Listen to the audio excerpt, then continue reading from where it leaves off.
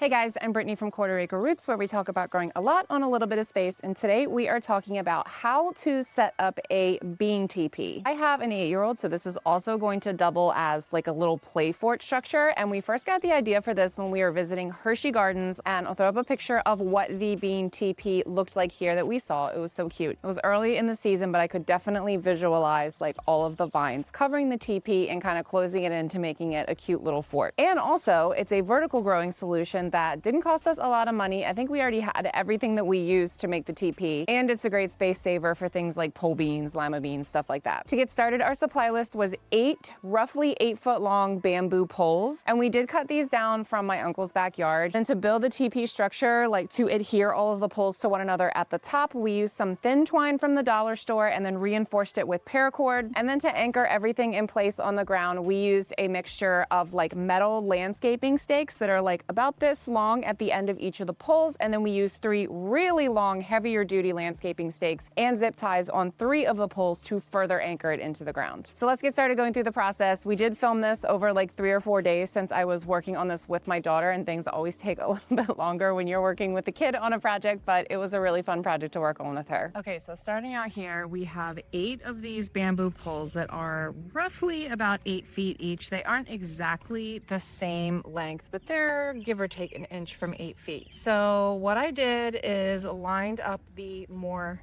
narrow ends of the poles, because some of them are the same diameter all the way down, some of them are a little thicker on one end. So I lined up the narrow ends to be the top, so it wouldn't be like his top heavy.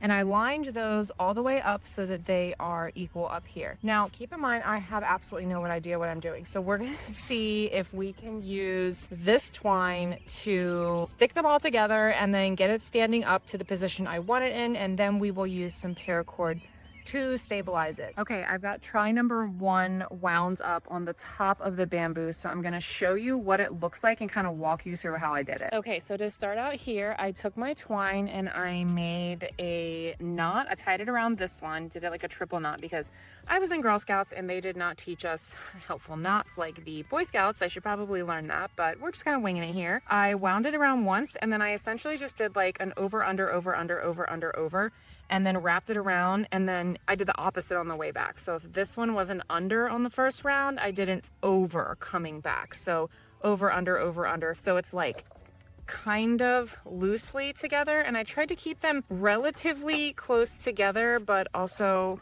have enough slack so that I could move these around. And I think I did that like 3 times, and then I'm about to cut it off over here and tie a knot and see if this is stable enough for me to get these up and position them in place. Let's see if this is a disaster or not.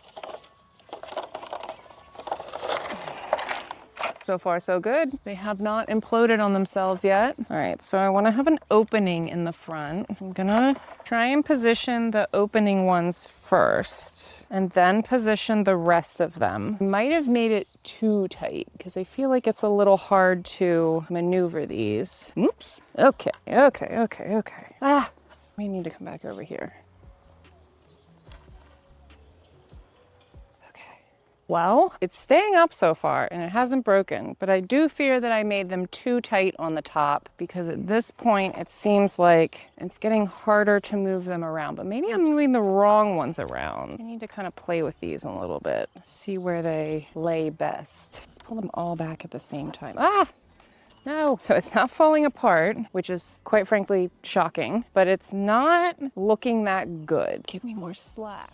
Yes, that helped. I think what I might need to do is start anchoring these, because every time I try and move the front ones or the back ones after I get the front ones exactly where I want them to be, everything moves. So my goal here is to have a wider opening on the front and then relatively equal distance between all of them. We're just gonna continue playing with this, and eventually, like, they don't need to be completely equidistant apart, because there's gonna be vines covering them, hopefully. We're starting to get the shape that I really want for this, which is very exciting. So now we're gonna put in the stakes, but you can see we have a nice opening here, we have nice space underneath, and then we have it plenty stabilized to add any extra paracord up here. So we're gonna keep trucking and see if we can finish this off tonight. All right, so we've got some 8-year-old child labor here filming me, adding in some stakes in the bottom. So what we're gonna do to stabilize this is use these metal stakes, and bamboo is hollow between each of the compartments. So I've cut it so that each of the compartments has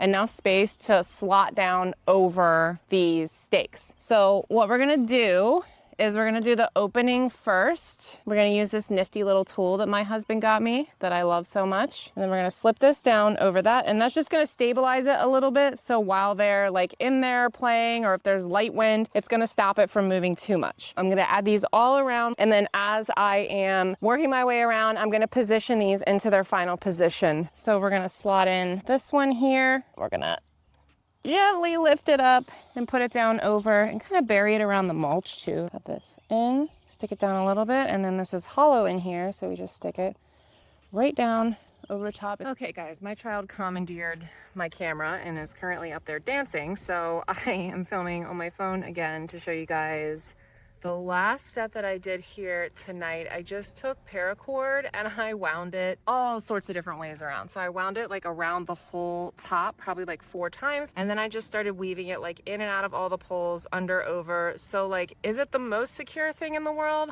Probably not, but we don't really get, you know, lots of hurricanes or anything here. So we're just gonna hope that this is okay. We are gonna go ahead and pop the beans in tonight just so they can take advantage of this nice, fresh, wet soil, and then call it a night. These are Christmas lima beans. These make really awesome shelling beans, but they're also just really vigorous vining growers. I've already pre-soaked these. I've pre-soaked 8 of them. So we're gonna plant the 8 tonight, and then I've soaked some more. I'm gonna plant these pretty densely. I'm gonna plant 1 bean at each pole and then 1 between each pole, just in case some don't come up. These are all saved bean seeds. And then we'll just take it from there and see how things grow. I'm gonna take a handful of this leaf compost and just throw it in and kind of mix it up a little bit, just to help give these seeds a little bit of a boost. Generally, these beans are going to be pretty forgiving when it comes to the soil, but we haven't grown much back here, so I figure this will be a really great way to improve the soil a little bit, and also to help replenish some nitrogen in the soil. Nitrogen is quickly depleted in soil, so I'm a big fan of growing things like beans and peas, nitrogen fixers, just to help give that little nitrogen boost to the soil, especially in areas where we haven't really grown in the past, like over here. Okay, to wrap up here, we are going to do a quick close-up look of all of the stabilization that I did around the perimeter of the teepee. So in addition to those shorter stakes that we put all of the bamboo culms down onto, we added some heavier duty anchors to the teepee. And I'm gonna be honest, we had a crazy bad storm yesterday. One of my neighbors' big tree limbs came down and really damaged their fence. So we ran out here last night and added these extra stabilization stakes into our teepee, and it was completely untouched, unbothered during the storm. So I'm pretty happy with how these are holding up so far. Okay, so what I ended up doing here was driving really long, heavy duty stakes here down into the ground. And this is probably about 1/3 to 1/4 of the stakes. So they're pretty far down into the ground here. And then I attached the poles with 2 black zip ties and then just trimmed off the excess here. I only had 3 of these. These were left over from when we built our greenhouse. So I put 1 at each of the openings of the teepee, and then I put the last one at kind of the back center of the teepee. So as a reminder, we've got each of these individual poles nested down onto a smaller landscaping stake, and then the bigger ones driven down and attached with zip ties just to help with some of that stabilization. We don't want this to blow away. When I did this, I also ended up planting out the entire ring around the teepee. I may have to thin the beans out. I just planted pretty much everything that I had soaking, so we will take a look at what pops up and then thin out as needed. Now I find that with pole beans and runner beans, you really just have to get them started. They will eventually like become a life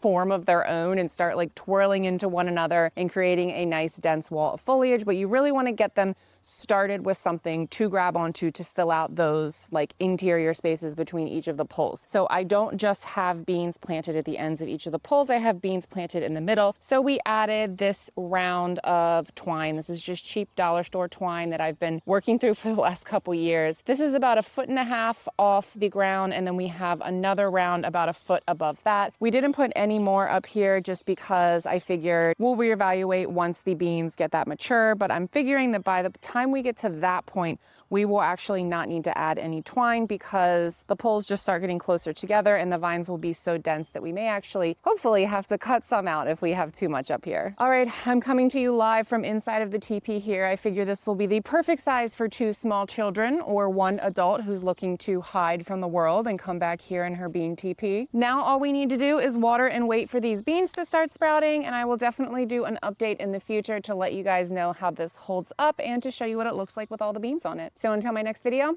happy planting.